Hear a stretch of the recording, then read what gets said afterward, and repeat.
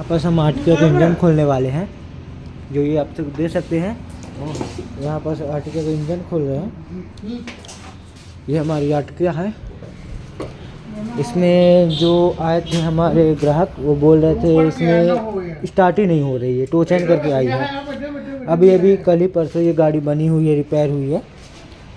अभी क्या है, अपन सोच रहे हैं इधर मतलब हेड खोलते हैं, अच्छे से बनेगा नहीं तो इंजन ही उतार लेते हैं, फिर उसके बाद हेड खोलते हैं। देखते हैं, फिर इसके बाद आपको वीडियो दिखाते हैं।